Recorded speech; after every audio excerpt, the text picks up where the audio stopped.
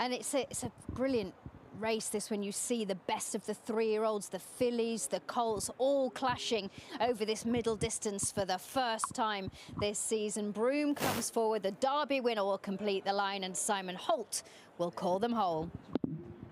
Derby winner slots into place for this, the King George VI and Queen Elizabeth Qipco stakes over 1.5 miles, and they're off.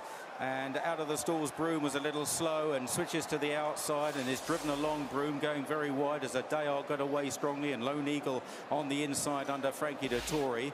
Love is just in behind those, touch keen early on, racing down the hill, and Mishriff is the early back marker. So they cover the first quarter mile, and it's Lone Eagle on the inside of Adayar. Without wide of these is Broome, who's recovered from that slow start to nearly lead the way now.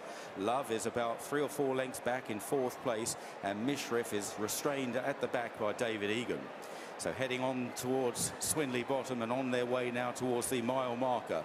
And it's Broome and Wayne Lorden on the outside of Adayar and William Buick, who's been pretty keen running down the hill, the Derby winner. Lone Eagle has gone well round the inside, not quite so keenly, and then back to Love, and 2 lengths, 2.5 lengths then to Mishriff. Into Swinley Bottom, and Broome has got across now to the running rail in the hands of Wayne Lorden. From William Buick on Adayar in 2nd. Lone Eagle and Frankie Dettori content to take a bit of a trail now in 3rd place on the inside of Love and Ryan Moore, and then a couple of lengths to Mishriff as they begin to meet the rising ground. Heading on past the 6 furlong marker and on towards the 5, and it's Broome that leads the way by a couple of lengths to Adayar in 2nd. Lone Eagle, Love and Mishriff as they make the run towards the long home turn. Broome is the leader, the Grand Prix de Saint-Cloud winner from the Derby winner Adayar. Lone Eagle 2nd in the Irish Derby, 3rd. Then the 5 times Group 1 winner Love on the outside, and the multiple international winner Mishriff at the back of the field. They begin the turn for home, and it's Broome that leads the way, a little bit loose on the lead, leads by 2.5 lengths to Adayar in 2nd place. Love moves up into 3rd past Lone Eagle, and then Mishriff back into 3rd inside the final 3, and they turn for home in the King George. It's Broome challenged now by Adayar, and Adayar goes up to Broome and puts his head in front. Mishriff charging down the outside, not doing Love too many favours. Then Lone Eagle. It's Adayar from Mishriff. Love struggling to get on terms as they race on towards the final furlong and a half. Adayar is holding Mishriff at the moment. Love trying hard inside the final furlong. Adayar for Godolphin, and William Buick by 1.5 lengths to Mishriff, and he's holding on.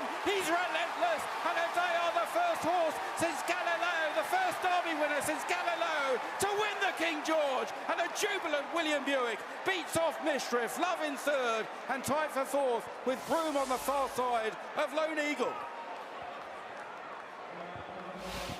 Only the 4th Derby winner to contest the King George in the same season since Galileo won this in 2001, and Adayar has absolutely trounced his rivals here to make history. And Mikey, that was a monster of a performance. You can say it again, Alex, because with watching the race live, he was pulling so much, and both of us were saying, oh, too keen, but yet he battled so well. Mishriff, who everyone would have thought would have had more speed than Adayar, came beside him, and you expect, okay, he's going to go past. No way. He just kept on fighting, kept on battling, and galloped them into the ground. He certainly did. A first King George for trainer Charlie Appleby. A momentous day for them, and brilliantly executed by William Buick, considering, Freddie, this was a messy race early on, and he was too keen, couldn't get any cover. No, yeah, Broome missed a kick slightly and then had to be chased up on the outside. Adayar was always up there, meaning saw too much daylight. But it was always in the back of Williams' head that, you know, he has to be handy with him. He knows he stays well. This was a proper stamina test. He did switch off after the first 3 furlongs there, and he had plenty left underneath that bonnet. This is a very special horse, Alex. It is a very special horse, and I would say in the early stages there was probably only David Egan who felt happy with his position, Mikey. Yeah, I think everything just fell apart coming out of the gate, because I'm absolutely sure that the O'Brien camp would have been saying, Broome, you in front, Ryan, sit on his quarters, and then see how things develop if you can have a reasonably slow pace. But when Broome missed the break, immediately you saw Ryan looking behind him, because he was looking, where is Broome?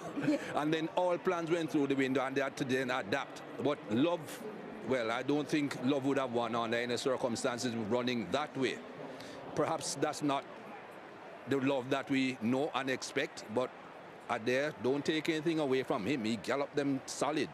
And Jamie and Jim, it's a reaction after a horse wins a derby in conditions like that, in the manner that he did when it was slightly unexpected, to try and find reasons why he won't back that up. But not only has he silenced those doubters, but he's joined an elite group of racehorses.